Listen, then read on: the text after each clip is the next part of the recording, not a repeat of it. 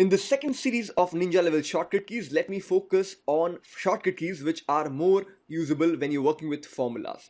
To start with, I will be talking about F2, function key F2. In case you are writing any formula, let's say some formula, and you selected certain cells. Now, when you choose a particular cell, often you would want to double click and see what's inside it. Well, you can press function key F2 to be able to see what's inside it, see the entire formula parameters. So this was function key F2. Apart from this, if you want to repeat your last action in terms of formatting, for example, my last action was coloring a cell yellow. And if I choose another cell and press function key F4, notice it repeats my last action. Now, F4 function key is also used to select a particular cell and freeze it using the dollars component. So if I keep on pressing F4 at this moment, notice the dollar is appearing with multiple different combinations. Now this has been discussed in detail when we will be talking about cell referencing. So that was function key F4 to repeat your last action, and also F4 to put dollars inside the formula, to be discussed later. Apart from this, let me take you to the sample data 1 case study. Here you have a series of formulas thrown across, talking about sales, talking about cost, the average cost, profit, etc.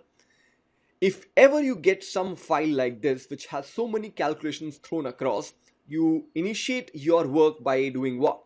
You double click and see what's inside it, correct? Well, if you press this shortcut key, notice Ctrl and backtick key.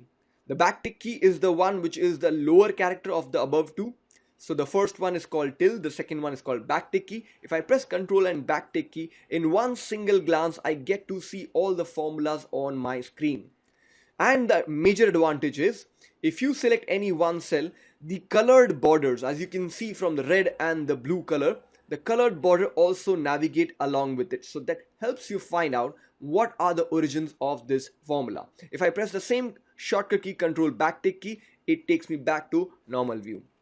Apart from this, if I wish to find out what is the origin of a particular cell and let my cursor reach that level physically. So for example, this green cell which you are noticing on my screen right now is referring to a cell from the sheet 002. So if I go to the green cell and then I'm going to press a shortcut key, Control third bracket open. Let me write this for your convenience here. Control third bracket open. So once I choose the green cell, I press Control third bracket open. It physically takes my cursor to this cell of sheet number 002. Now the question is, how do I go back? Especially when you are working with different worksheets with a good amount of numbers in it, high complexity level. Then after coming back to this origin, press F5 and blindly press enter thereafter. It takes you back. In fact, if you want to try this with a different cell which I interconnected with a different sheet, let's try this. Equal to, and I'm putting a formula which points to this cell, enter. Now this particular cell is actually coming from a different sheet. So what I'm going to do is, I'm going to press Control third bracket open. It takes me to the origin. When I press F5 and I press enter blindly, it takes me back where I started from. So that was a shortcut key to help you navigate between different worksheets.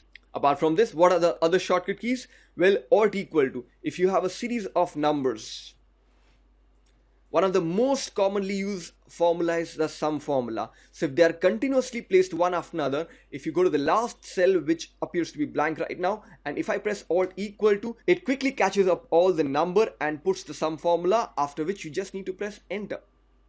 The only catch is, in case by any chance there are blanks within the series of numbers, then Alt equal to will not be able to capture the entire portion, in which case you'll have to go to the first cell, shift control down and shift down to be able to choose that selection and then press enter.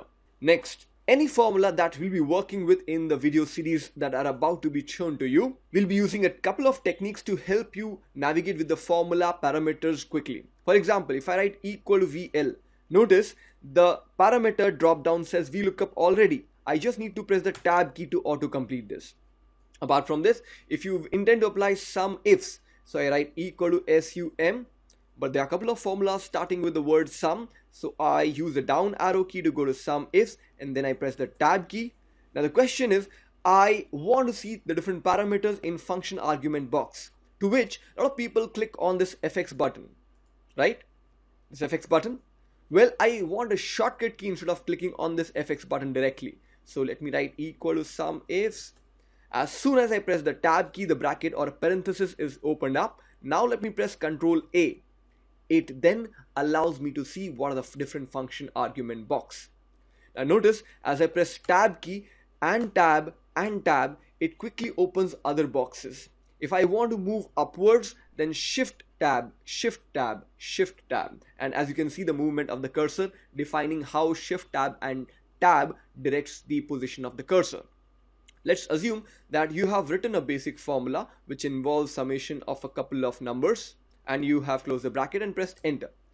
Now once a formula is written, you want to go back to the same view function argument approach where you can see the different parameters put in. So either you select the cell, click on FX, or else you keep the cell selected and press Shift F3. I'm going to press Shift F3. There you go. This will take you directly to the function argument box, and that's where you see the different parameters and input. So do practice this because these are shortcut keys that I'll be using in my sessions, and I want you to use this while you're working on different files at your office.